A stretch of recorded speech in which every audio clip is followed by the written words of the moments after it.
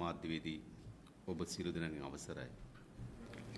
විශේෂයෙන් මේ මාධ්‍ය සාකච්ඡාවක් ඇඳුම් ලැබුවේ අපේ රටේ කුසිකාර්මික ශාස්ත්‍රය ගොවි ජනතාවත් විශේෂයෙන් මේ පොහොර ගැටලු කේන්ද්‍ර කරගෙන ඇති වී තිබෙන ගැටලුකාරී තත්ත්වය පිළිබඳව අපේ පැත්තෙන් අදහස් ඉදිරිපත් කිරීමේ ආරමුණයි. ඔබ දන්නවා අද ජනාධිපතිවරයා ප්‍රකාශ කරලා තිබෙනවා ඔහු බලය ගත්තේ වෙනසකට කියලා. ඔහු වෙනස් වර්ග දෙකක් තිබෙනවා. එකක් යහපත සඳහා ඇති කරන වෙනස, දෙක විනාශකාරීත්වය සඳහා ඇති කරන වෙනස. හැබැයි ජනාධිපතිවරයා සිදු කරමින් තිබෙන්නේ විනාශකාරීත්වය වෙනුවෙන් ඇති කරන ලද වෙනසක්. එහි විශාලතම බලපෑම විනාශකාරීම ප්‍රවේශය අද අත්පත් වෙලා තිබෙන කුසකර්මාන්තයට, ගොවි ජනතාවට, අපේ රටේ ආහාර සුරක්ෂිතභාවයට. විශේෂයෙන්ම පහුගිය අප්‍රේල් මාසයේ 28 වෙනිදා කැබිනට් මණ්ඩලයේ තීරණයක් ගනු ලැබුවා රසායනික යෙදවුම් නතර කරන්න. මහා කන්නේ සිට. මැයි මාසයේ 6 වෙනිදා ගැසට් නිවේදනයක් නිකුත් කරනවා. ඔක්තෝබර් මාසයේ වෙනකොට අපේ රටේ මහා කන්නේ ආරම්භ වෙනවා. නමුත් කිසිදු සැලැස්මක්, පසුවිපරමක්, විය හැකි විනාශයන් පිළිබඳව සොයා බැලීමකින් තොරව ගනු ලැබූ මේ තීරණ හේතු කොටගෙන අද අපේ රටේ ගොවි විමල ගොවි ජනතාව වගා කිරීම අත්හැරලා තිබෙනවා. විශේෂයෙන්ම ඔබ දන්නවා සාමාන්‍යයෙන් ගොවි ජනපදවල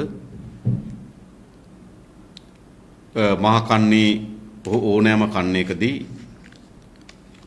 වගා සැලැස්ම එම ව්‍යාපාරේ වතුර දෙන්නේ කවද්ද, මුර වතුර පටන් ගන්නෙ කවද්ද, වතුර නතර කරන්නේ කවද්ද කියන තීරණ පිළිබඳව කන්න රැස්වීම පවත්වලා තීන්දුව ගන්නවා. හැබැයි පහුගිය දින කීපය පුරාම අපි දැක්කා මේ ගොවි ව්‍යාපාරවල තියෙන සෑම කන්න රැස්වීමකදීම ඒ නිලධාරීන් එක ගැටුම්කාරී තත්වයක්, කලහකාරී තත්වයක් එම රැස්වීම වල ඇතිවන බව. ඒ වගේම ගොවි ජනතාව දහස් ගණනක් කුඩා තේවතු හිමියන්, ඒ වගේම එළවලු වගාවෙන් නිරත වෙන්න, වී වගාවෙන් නිරත වෙන්න, මේ ආදී ගොවි ජනතාව දහස් ගණනක් මෙම ප්‍රශ්නේ කේන්ද්‍ර කරගෙන උද්ඝෝෂණ ව්‍යාපාරවල නිරත වෙමින් තිබෙනවා. ආණ්ඩුව මේ තීරණය ගන්නකොට ආණ්ඩුව ප්‍රකාශයටපත් කරේ අපේ රට අවශ්‍ය වෙන කාබනික පොහොර ප්‍රමාණය අපේ රටේ නිෂ්පාදනය කරන බව. ඉතින් මේ මාසේ තීන්දුවක් අරන් ඔක්තෝබර් මාසේ කාබනික දෙන්න 100% කාබනික වගාවන් සඳහා අවස්ථාව නිර්මාණය කිරීම සඳහා දරන ප්‍රයත්නේ ඇත්තටම අසාර්ථක ප්‍රයත්නයක ආරම්භයේදී. ඒ වගේම රසායනික යෙදවුම් වල සිට කාබනික යෙදවුම් දක්වා පරිවර්තන වෙනවා නම් අපි හැමදාම පෙන්වා දෙනු ලැබුවේ ඒකට විධිමත් කාලයක අවශ්‍යතාවයක් තිබෙන බව. මේ පරිවර්තනයේ එක කන්නකින් තීරණය අරගෙන අනිත් කන්නේ සිදු කරන්න බැරි බව අපි දිගින් දිගටම ප්‍රකාශ කරා. ඒ නිසා රට ඇතුලේ කාබනික පොහොර නිෂ්පාදනයේ මුළුමනින්ම අවුල් ජාලාව තත්ත්වයක් බවට පත් වුණා. බෝ ගොවීන් මැස්විලි නගනවා. ඒ පොහොර කාබනික පොහොර කියලා මිලදී ගත්තු ඒ වගේ ගල්කට, පස් සහ අවශ්‍ය පෝෂ්‍ය පදාර්ථ අඩංගු නොවන බව ගොවීන් විසින් දැන් මැස්විලි නගමින් තිබෙනවා. ඊළඟ ආණ්ඩුවක් තීරණය ගත්තා කාබනික පොහොර ආනයනය කිරීම සඳහා. අපේ රටේ කාලාන්තරයක් තිස්සේ කාබනික වගාව වෙනුවෙන් උනන්දු වුණු, ඒ සඳහා පර්යේෂණ කරපු බොහෝ ආයතනයන් සහ කාබනික වගාවේ නිරත වුණු කණ්ඩායම් විසින් පෙන්වා දෙනු ලැබුවා මේ කාබනික පොහොර ආනයනය කිරීම අපේ රට විනාශකාරී ප්‍රතිඵල අත්විය හැකි බව. එහෙත් ආණ්ඩුව ඒ සියල්ල වෙනස් කොට ප්‍රමිති ආයතනයේට කාබනික පොහොර ආනයනය කිරීම සඳහා ප්‍රමිතියක් සකස් කරන්න කියලා නියෝග දුන්නා. ඒ අනුව පහුගියදා මෙට්‍රික් ටන් 96000 කාබනික පොහොර ආනයනය කිරීම සඳහා චීනයේ කින්ඩාවෝ කියන සමාගමට මේ ඇනවුම බාර දෙනු ලැබුවා. ඔබ දන්නවා චීනයේ කින්ඩාවෝ කියන සමාගම මෙම කාබනික පොහොර ඇනවුම බාරගත්තා. හැබැයි අපි දන්නවා අපේ රට දූපතක්. අපි හැමදාමත් කියන පරිදි ආක්‍රමණශීලී ශාක සහ විනාශකාරී ජීවීන් අපේ රටට ඇතුළත් වීම වැළැක්වීම සඳහා අපි ගත හැකි හැම පියවරක්ම ගත යුතුයි. මොකද අපිට දූපතක් වීමේ වාසිය ඒකට තිබෙනවා. ඒ වෙනුවෙන් 1999 සංශෝධනය කරන ලද අංක 35 දරන ශාක ආරක්ෂණ පනත තිබෙනවා. එනිසා දීර්ඝ කාලයක් අපේ පර්යේෂකයන් විසින් මෙහෙවන ලද ශාක නිරෝධායන සේවය තිබෙනවා.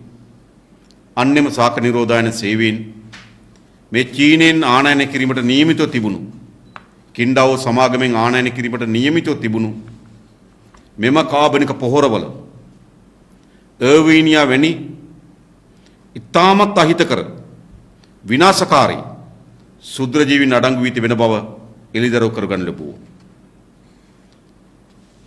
හැබැයි අමාත්‍යවරයා මම හැමදාමත් කියන පරිදි පෙනී හිටියේ එම විනාශකාරීත්වය වැළැක්වීම සඳහා තමන්ගේ දැනුම තමන්ගේ ඥානය යොදවාගෙන ඒ පරීක්ෂණ කරපු පරීක්ෂණ ආයතනයේ හෝ නිලධාරීන් පැත්තේ නෙවෙයි. ඔව් පිනීටේ සමාගම් පැත්තේ. සාමාන්‍ය සාම්පල් පරීක්ෂාවේ ප්‍රතිඵල එන්න පෙර මෙම නැව චීනෙන් පිටත් වුණා. ඊට පස්සේ මෙහි ප්‍රතිඵලාවට පස්සේ විශාල ආందోලනයක් හැදුවා මේ නැව ආපහු හරවපු බව. හැබැයි දැන් සිද්ධ වෙලා තිබෙන්නේ කුමක්ද? මාගාව තිබෙනවා 2021 ඔක්තෝබර් මාසයේ 22 කින්ඩාවෝ සමාගම කුසිකර්ම අධ්‍යක්ෂ ජෙනරාල් වරයා වෙත යොමු කරන ලද ලිපිය. ඔහුට පමණක් නෙවෙයි ජනාධිපති ලේකම් පී.බී. ජයසුන්දර, අග්‍රාමාත්‍ය ලේකම් ගාමිණී සෙනරත්, ඒ වගේම කුසිකර්ම අමාත්‍යාංශ ලේකම්වරයා, ඒ වගේම චීනයේ ශ්‍රී ලංකාවේ තානාපතිවරයා, ශ්‍රී ලංකාවේ ඉන්න චීන තානාපතිවරයා ඇතුළු කණ්ඩායම් ගණනාවකට මෙම පිටපත් යොමු කොට තිබෙනවා. මෙන් කියන්නේ කුමක්ද? මෙම නැව සැප්තැම්බර් මාසයේ 23 පිටත් වූ බවත් ඔක්තෝබර් මාසයේ 22 ඒ කියන්නේ ඊයේ වන විට කොළඹ වරායට ළඟා වෙන බවත් මෙම සමාගම විසින් කුසිකර්ම අධ්‍යක්ෂ ජෙනරාල් වරයාට දැනුම් දී තිබෙනවා. දැන් අපේ රටේ ශාක නිරෝධායන සේවීන් ප්‍රතික්ෂේප කර ලද කාබනික චීනී අහිතකර ශුද්‍රජීවීන් අඩංගු විනාශකාරී ශුද්‍රජීවීන් අඩංගු මේ කාබනික පොහොර අඩංගු නැව කොළඹ වරායට ඊයේ ළඟා වෙන බව මෙම සමාගම විසින් දැනුම් දෙනවා. මේ බලහත්කාරී කඩාපැනීම, මේ බලහත්කාරී ආක්‍රමණය මොකද අපේ රටේ නීති පද්ධතිය අනුකූල වන පරිදි බහණ්ඩ ගේනවද නැද්ද කියලා තීරණය කරන්නේ අපේ රටේ අධිකාරී. එහෙම તો චීන සමාගම නොවේ. ඒ විතරක් නෙවෙයි. ඔවුන් වැඩිදුරටත් කියනවා මෙම ශාක නිරෝධායන සේවයෙන් පරීක්ෂා කරන ලද සාම්පල් පරීක්ෂා කිරීමේදී නිසි පරිදි සිදුවී නොමැති බව මතක තබා ගන්න ඕන. අපේ ශාක නිරෝධායන සේවයේ කාර්යභාරය පිළිබඳව වග කියන්නේ ශ්‍රී ලංකාවට මිසක්කා චීන සමාගමකට නොවන බව. ඇමතිවරු චීන සමාගමකට වග කියනවා. ජනාධිපතිවරු චීන සමාගමකට වග කියනවා. හැබැයි අපේ රටේ ශාක නිරෝධායන සේවය වග කියන්නේ අපේ රටේ ජනතාවටත් අපේ රටටත්. ඒ විතරක් නෙවෙයි වුන් කියනවා. ඒ නිසා තුන්වෙනි පාර්ශවයක් කරා මේ පරීක්ෂණය කිරීම සඳහා එකඟතාවයක් ආවලු. ඒ කියන්නේ චීනෙත් නොවන ලංකාවෙත් නොවන වෙන පාර්ශවකින් මේක පරීක්ෂණ කරන්න ඕන කියලා එකඟතාවයක් ආවා කියලා. මම කියනවා කින්ඩාවෝ සමාගමට විශේෂ මේ සඳහා මැදිහත් වෙලා තිබෙනවා චීන තානාපති කාර්යාලය. කවුරු සමගද එකඟතාවයකට ආවේ? තුන්වෙනි පාර්ශවකින් දෙන පරීක්ෂණ වාර්තා මත පදනම්ව මේක ගේන බව කවුරු සමග එකඟතාවය කියලා රට කියන්න ඕන. ඒ විතරක් නෙවෙයි. අවසානදී කියනවා මහකන්න ආරම්භ වෙමින් තිබෙනවා. ලංකාවට පොහොරවල විශාල හිගයක් මතුවලා තිබෙනවා. ඒ නිසා හදිසි අවශ්‍යතාවය ඒ වෙනුවෙන් මේක බාර ගන්න කියලා යෝජනා කරනවා. අපේ රටේ ප්‍රශ්න මහකන්නේ ආරම්භ වීම, පොහොර හිගවීම අපේ පාලන අධිකාරියන් විසින් විසඳිය යුතු ප්‍රශ්න මිසක් චීන සමාගම් විසින් විසඳිය යුතු ප්‍රශ්න නොවේ. ඒ නිසා මේ ආක්‍රමණික සාකත් පැලෑටි වර්ග ආක්‍රමණික සහ විනාශකාරී ජීවිනුත් අපේ රට ඇතුළත් වීම සඳහා තිබෙන සියලු නීති උල්ලංඝනය කරමින් පරීක්ෂණ වාර්තා උල්ලංඝනය කරමින් මෙම චීන නැව කොළඹ වරායට ඇතුළු වීම සඳහා දරන ප්‍රයත්නයට වහාම නතර කළ යුතුයි. අපි ස්තුතිවන්ත වෙනවා මේ දැනුම් දීම කළ වහාම කුසකර්ම දෙපාර්තමේන්තුවේ අධ්‍යක්ෂ ජනරාල්වරයා අපිට තියෙන වාර්තා අනුව වරාය අධිකාරියේ සභාපතිවරයාට වෙත ලියුමක් යොමු කරනවා. ලියුමක් යොමු කොට ප්‍රකාශ කරනවා මේ නැව කොළඹ වරායට ඇතුළු නොකර ගන්නා ලෙසත් ඒ අවට නැංගුරම් ලා ගැනීමකටවත් ඉඩ ලබා නොදෙන ලෙසත් කුසකර්ම අධ්‍යක්ෂ ජනරාල්වරයා ප්‍රකාශයට පත් කර තිබෙනවා. ඔහු කියනවා 1999 අංක 35 දරන පනත අනුව ඔහුට ඒ බලතල තිබෙනවා. ඒ නිසා මේ ශ්‍රී ලංකාව වරායට ඇතුළත් නොකරගත යුතු බව කුසකර්ම අමාත්‍යාංශ අධ්‍යක්ෂ ජනරාල්වරයා වරාය අධිකාරියේ සභාපතිවරයා වෙත ලියුමක් යොමු කොට තිබෙන බව අපිට වාර්තා වෙනවා. අපි ස්තුතිවන්ත වෙනවා එවැනි තීරණයක් ගැනීමට කුසකර්ම දෙපාර්තමේන්තුවේ අධ්‍යක්ෂ ජනරාල්වරයා කටයුතු කිරීම පිළිබඳව. දැන් අපිට ලැබෙන තොරතුරු අනුව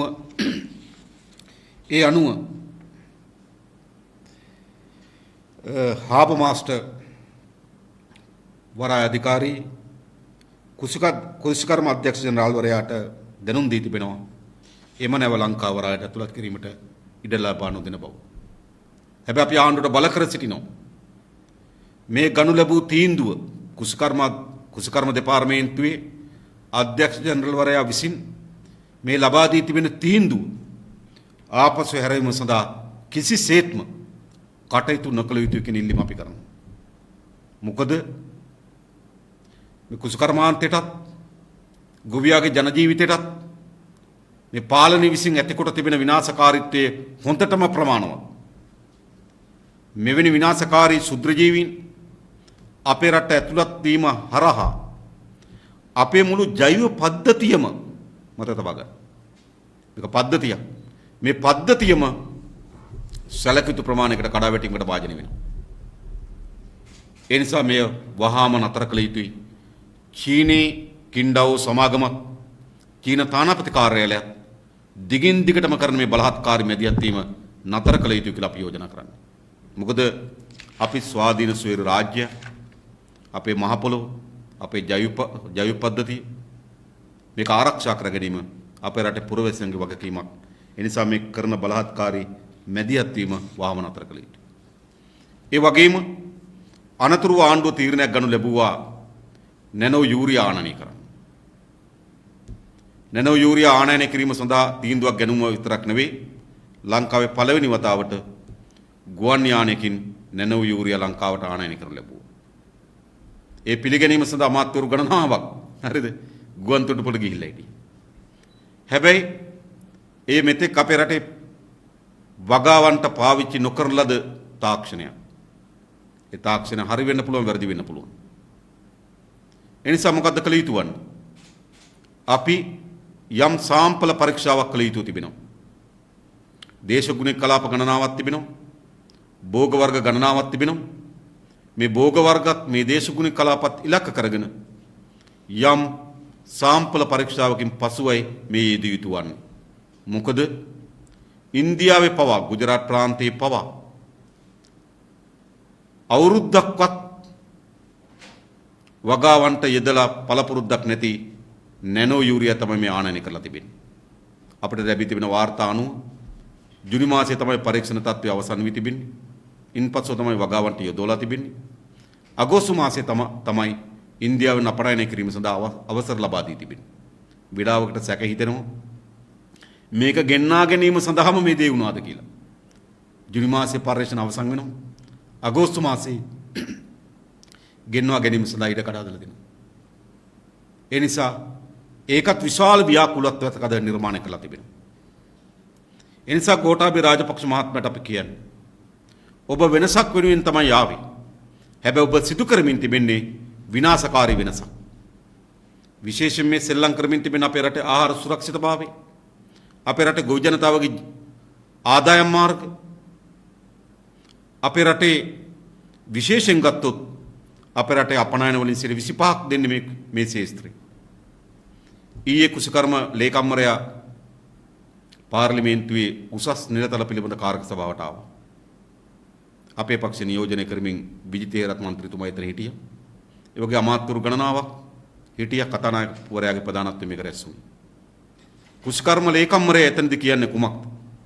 මේ තීන්දුව වැරදි බවත්, මේක කළ නොහැකි බවත්, විශාල අසීරුතාවයකට ඔහු පත් වී ඇති බවත්, ඔහුගේ මිතුරන් විදේශගතව ලංකාවේ ඉන්න බොහෝ අය ඔහුට මේ පිළිබඳ විවිධ කරුණු ඉදිරිපත් කරන බවත් නිසා කරුණා කරලා මට ජනාධිපතිවරයා මුණ ගැසෙන්න අවස්ථාවක් අරන් දෙන්න කියලා.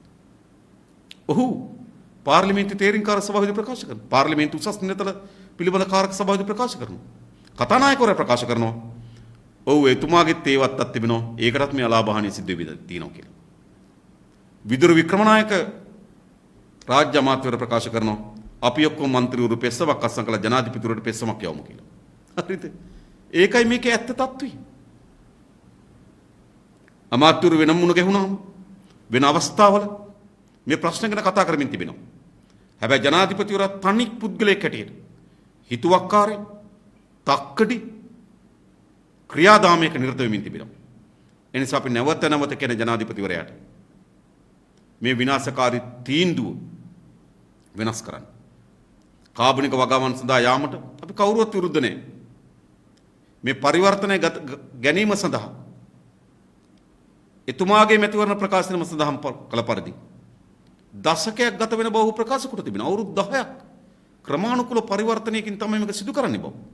ඒ සියල්ල අත්හැරලා මේ මුග්ධ හිතුවක්කාරේ අමනෝඤ්ඤ මෝඩ මේ තීරණය වෙනස් කරන්න ඕන. ඔව් එකින් එක වෙනස් කරමින් ඉන්න. මම දැක්කා මේ ගැසට් නිවේදනය ඉස්සරම කරේ මොනවද? පලිබෝධනාශකත්ව. ඒ කියන්නේ කෘමිනාශකත් වල්නාශකත් ඔහු නතර කරා. හැබැයි පහුගියදා මම දැක්කා රමේෂ් පතිරණ අමාත්‍යවරයා ප්‍රකාශ කරා කෘමිනාශක සහ වල්නාශක ගෙන්වීම සඳහා අවස්ථාව ලබා දෙන බව. ඒ කියන්නේ මොනවද? රසායනික යෙදුම්. તો රසායනික කෘමිනාශක වලට රසායනික වල්නාශක වලට ඉඩකඩ ලබා දෙන බව ඔහු ප්‍රකාශ කරා. ඒ වගේම මේ නැනෝ යූරියත් රසායනික යෙදුම් බව ප්‍රකාශයට පත් කොට තිබෙනවා. ඒ වගේම ඉන්දියාවේ ගුජරාට් ප්‍රාන්තයේ ගොවි සමිතියක් විසින් කළ ලද පරීක්ෂණවල ඒ දිතා පැහැදිලිව කියලා තිබෙනවා. ඒ ඔහුගේ පරීක්ෂණ පත්‍රිකාවල 50% යූරියා යෙදීම හරහා තමයි මේක කරන්න කියලා. ඒ නිසා ජනාධිපතිවරයා එකින් එක විනාශ කරමින් තිබෙනවා. තමන්ගත් තීන්දුව. හැබැයි නේද? ඒව රහසේ එක ඇමතිවරු වරා ඒවා ප්‍රකාශයට පත් කරමින් තිබෙනවා. අපි කියන්නේ ගොවි ජනතාවගේ කුසකර්මාන්තයත් අපේ රටේ ආහාර සුරක්ෂිතභාවයත් ගොවි ජනතාවගේ ජීවිත ගැන කල්පනා කරලා වහාම මේ ඇති වී තිබෙන තත්ත්වයට පිළියම් යෙදිය යුතුයි. එසේ නැතුව තව දුරටත් නොකරන නේද? කරුණු කියාපෑමෙන් කිසි පළක් නැහැ කියලා අපි ජනාධිපතිවරයාට කියන්න කැමතියි. ඒ නිසා අපේ රටේ මේ මුහුණ දී තිබෙන ගැටලුව පිළිබඳව මේට වඩා වැඩි අවධානයකින් ජනාධිපතිවරයා කටයුතු කළ යුතුයි කියන යෝජනාව කරමින් ඉතින් මේ කරුණු කීපය තමයි ඔබට ඉදිරිපත් කරන්න තිබුණේ. ඊට අමතරව යමක් තිබෙනවා නම් ඔබට ප්‍රශ්න කරන්න පුළුවන්.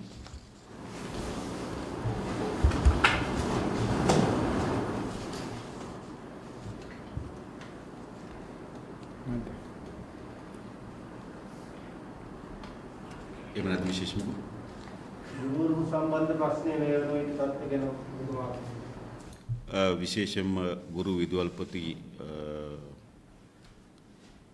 වෘත්තීය සමිති සන්ධානය තමන්ගේ සාධාරණ අයිතිවාසිකම් වෙනුවෙන් විශාල අරගලයක් පහුගිය කාලේ දියත් කරමින් තිබුණා. විශේෂයෙන්ම දියත් කරමින් තිබුණා. ඒ තාම සාධාරණ අරගලයක් බව කවුරුත් පිළිගන්නවා. ඊටම සාධාරණ අරගලයක්. විශාල වැටුප් විෂමතාවයක් වුන්ට ඇති වී තිබෙනවා දීර්ඝ කාලයක් මුළුල්ලේ. ඒ වැටුප් විෂමතාවයේ ඉවත් කිරීම සඳහා තමයි ඔවුන්ගේ ඉල්ලීම බවට පත් වී තිබුණේ. විශේෂම වර්තමාන ආණ්ඩුවම පත් කරන ලද සුබෝධනී වාර්තාවේ එම වැටුප් විෂමතාවය ඉවත් කිරීම සඳහා නිර්දේශ ලබා දී තිබුණා. එනිසා ඔවුන් විසින් ඉල්ලීම බවට පත් වුණේ ඔවුන් විසින්ම සකස් කරන ලද කමිටුවේ වාර්තාව ක්‍රියාත්මක කරන්න කියලා. නමුත් අනු කමිටුව විසින් එම වාර්තාවෙන් 3න් එකක් ක්‍රියාත්මක කරන්න තීරණය කරා. ඊළඟ වෘත්තීය සමිති ව්‍යාපාර වෘත්තීය සමිති විදුහල්පති සන්ධානය විසින් කියා සිටිය සුබෝධනී වාර්තාවේ කොටසක් ලෙස මේ 3න් එක බාර ගන්න උන් සූදානම් බව. ඊළඟ ආණ්ඩුව කිව්වා ඒ 3න් එක ලබා දෙන්නේ දෙකට කඩලා කියලා. 3න් එකක් ඒ 3න් එකකින් 3න් එකක් මේ අයවැයෙන්ද එම 3න් එකකින් 3න් දෙකක් ලබන අයවැයෙන්ද ඉදිරිපත් කරන බව. ඒ අනුව ගත්තාම ගුරුවරුන් විශාල ප්‍රමාණයකට ජනවාරි මාසයේ වැටුප වැඩිවීමට නියමිතව තිබෙන්නේ රුපියල් 1250කි. හරිද? ගෑස් සිලින්ඩරයක් වැඩි කරේ කීයද? 1257 න්නේ. හරිද? ගෑස් සිලින්ඩර 1257 වැඩි කරලා ගුරුවරුන්ගේ වැටුප රුපියල් 1250කින් වැඩි කරන්න යෝජනා කරනවා. උපරිම ගත්ත රුපියල් 3000 ගණනකින් තමයි ඉහළම කෙනාට වැටුප් වැඩිවීමට නියමිතව තිබෙන්නේ. ඒතර ආණ්ඩුව වසරකට බිලියන 4500ක් වේදම් කරනවා. මේ බිලියන 4500න් තමයි බිලියන 64ක් ඉල්ලන්නේ. හොඳයි. ඒ වගේම ආණ්ඩුව මාස 16කට බිලියන 1300ක් මුදල් අච්චු ගෙවුවා. ඒකෙන් තමයි මේ බිලියන 64ක් ඉල්ලන්නේ. ආණ්ඩුව සතිපත ආසන වශයෙන් බිලියන 20ක්වත් මුදල් අච්චු ගන්නවා. අනෙක් නාස්තිකාර වියදම් ඕන තරම් කරන ගමන් මේ ගුරුවරුන්ගේ මේ සාධාරණ ඉල්ලීම ඉටු කරන්න උත්සාහ කරන්නේ නැහැ. හැබැයි ඊට ප්‍රතිපක්ෂ පහුගිය කාලේ ඇමතිවරු ගත්තොත් නේද? හරිද? දරුවන් පිළිබඳව මාර වේදනාවෙන් කතා කරන ඇමතිවරු බිහි වෙන්න පටන් ගත්තා. නේද? දරුවන් පිළිබඳව. හැබැයි දරුවන්ගේ අර කොවිඩ් වසංගත තත්ත්වය ඇතුළේ ගුරුවරුන් ස්වේච්ඡාවෙන් ඔන්ලයින් අධ්‍යාපනය පටන් ගන්නකොට බොහෝ ළමයි ගස්වල ගල් උඩ නැගලා අධ්‍යාපනය හදාරන්න උත්සාහ කරනකොට නෑසුකන් හිටපු ඇමතිවරු පෞද්ගලික දවස්වල ළමයි පිළිබඳ නේද වේදනාවෙන් අඬන්න පටන් ගත්තා. ඒවා කිඹුළු කඳුළු. ඇත්ත කඳුළු නෙවෙයි හොඳයි. හරිද? මේ සාධාරණ විසඳුම ලබා දී යුතුයි. ඒ විතරක් නෙවෙයි ගුරුවරු. තමන්ගේ වෘත්තීමේ කරුත්වය පමණක් නෙවෙයි. මේ අධ්‍යාපනය ඉස්සරහට ගෙන යන්න නම් ගුරු වෘත්තිය තුල ඉතාමත් දක්ෂ වැඩි සුදුසුකම් සහිත කණ්ඩායම් රඳවා ගන්න නම් මේ වැටුප් වැඩිවීම ලබා දී යුතු තිබුණා. හැබැයි එසේ තිබීත් ගුරුවරු තීරණයක් ගන්නවා. මොකද වසර එකමාරකට ආසන්න කාලයක් අධ්‍යාපනය අඩා වෙලා තිබෙන දරුවන්ගේ තමන්ගේ වෘත්ති අයිතිවාසිකම් පිළිබඳ සටනක් තිබියදී ඒ පිළිබඳ ආණ්ඩුව කිසිදු ඇහුම්කන් දීමක් නොදී තිබියදී සාමාන්‍ය ගුරුවරුගේ වැටුප මාසෙක රුපියල් 1250ක් වැනි සොච්චම් මුදලක් වැඩි කරන්න තීරණය කර තිබියදී 1250යි හොඳ. හරි මෙවැනි සොච්චම් මුදලක් වැඩි කරන්න තීරණය කර තිබියදී ගුරුවරු තීරණය කරනවා දරුවන්ට උගන්වන්න ඕන කියලා. ඒ නිසා ගුරුවරු හැම වෙලාවෙම පෙනී ඉඳලා තියෙන්නේ දරුවන්ගේ පැත්තේ. ආණ්ඩුව හැම වෙලාවෙම පෙනී ඉඳලා තිබෙන්නේ ඊට එරෙහිව. ඒ නිසා ගුරු මදක ගුරු විදුහල්පති වෘත්තීය සන්ධානයේ තීරණය කරන් තිබෙනවා. අරගලයක් ඒ කියන්නේ දරුවන්ට උගන්වන ගමන් මේ සටන ජයග්‍රහණය කිරීම සඳහා සටන් කරන බව. දේශපාලන ව්‍යාපාරයකට අපි අපේ උපරිම සහාය මැදිහත් වීම ඒ වෙනුවෙන් ලබා දෙන්න සූදානම්.